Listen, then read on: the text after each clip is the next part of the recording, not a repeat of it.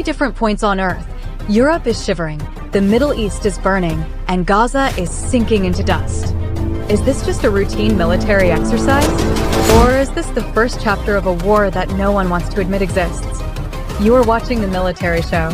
And today, we will dissect three interconnected crises, one by one, fact by fact.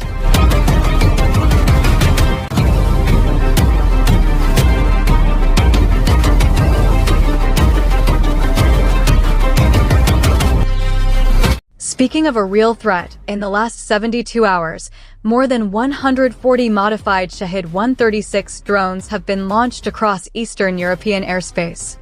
It is no longer merely an attack on Ukraine. It crosses borders. 3 civilian locations in Moldova, Poland's border region, and Romanian airspace were reportedly violated, triggering NATO Article 4 emergency protocols for the first time since 2023. According to the European Air Surveillance Intelligence Report, ESR, Q2 2026, the range capability of Russia's latest generation drones has increased to as much as 2,800 kilometers, far beyond the scope of the Ukrainian theater alone. NATO, 31 active member states. European air defense, 87% ready. Reported drones, 140 plus. The Western response has not been slow. Germany activated additional IRGC SLM systems. Poland raised its Air Force alert status to Bravo. The United Kingdom deployed 4 additional Eurofighter Typhoons to Amari Air Base in Estonia. The question is no longer whether Russia will attack Europe. The question is, how far are they willing to go? The latest military data from the Stockholm International Peace Research Institute, SIPRI, 2026 update states that Russia's defense spending has reached $148 billion, the highest level since the Soviet era. This is not a peacetime budget.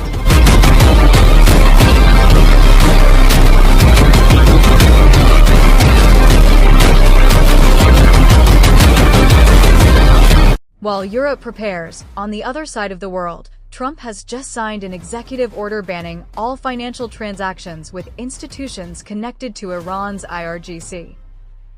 Iran responded by announcing that its uranium enrichment has now reached 84.7% purity, only 5.3% below the nuclear weapons threshold. According to the International Atomic Energy Agency, IAEA, report May 2026, IAEA inspectors were blocked from accessing 3 of Iran's key facilities for 11 consecutive days.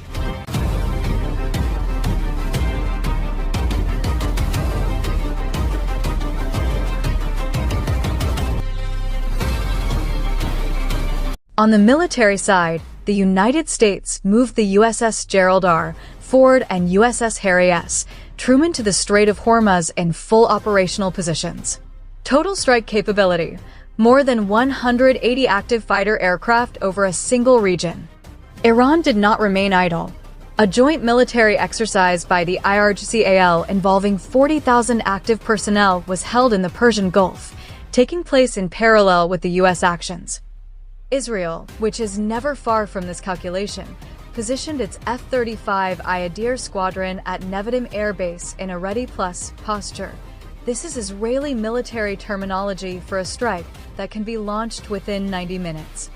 Data from Jane's Defense Weekly Issue 2026-21 states, this is Israel's most offensive configuration since Operation Opera in 1981.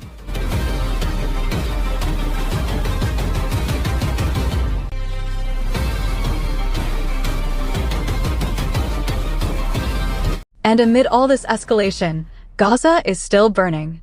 More than 600 days after the large-scale conflict began, the situation on the ground shows no signs of resolution.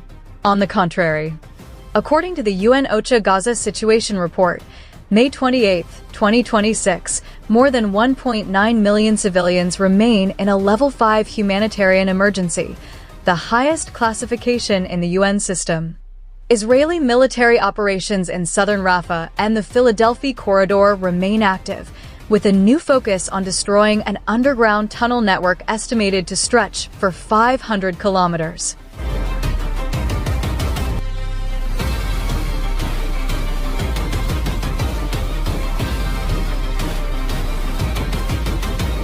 From Hamas's side, despite losing most of its top-level leadership, cross-border recruitment from Lebanon, Jordan, and Egypt continues to fill the gaps.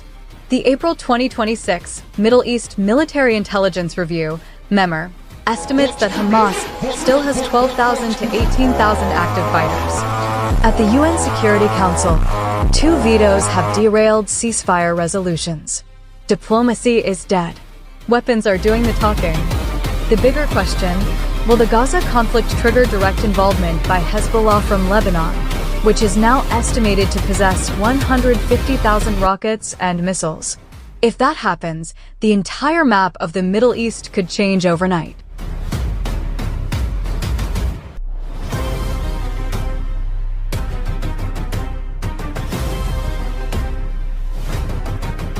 Let's place all of this in the context of global power. Who holds the strongest cards at this table? The United States still dominates with a $916 billion defense budget, 11 active aircraft carriers, and more than 800 military bases around the world. However, bureaucracy and war fatigue weigh down its effectiveness. Russia, with 6,257 nuclear warheads, a battle-hardened military, and a doctrine of escalate to de-escalate, plays a game of ambiguity. Weak conventionally, deadly strategically. China sits as the third player, with an official defense budget of $224 billion, estimated actual spending of $340 billion, the world's largest submarine fleet, and cyber militias that have already infiltrated 47 countries. And in the middle of it all, Iran, with $24 billion, has managed to create an asymmetric threat that forces entire U.S. carrier strike groups to maneuver differently. That is not weakness. That is strategy.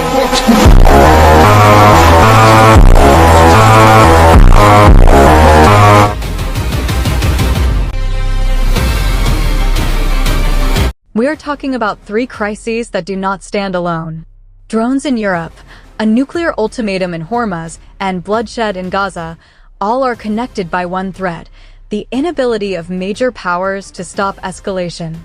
The world is walking on the edge of a cliff, and every step taken by military and political leaders today will determine whether we fall or turn back.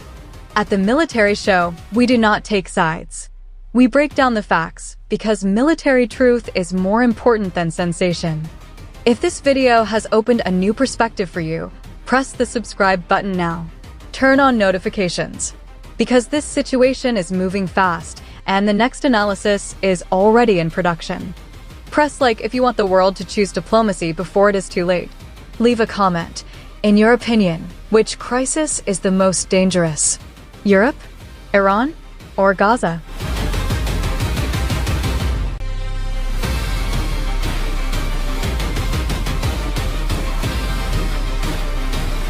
What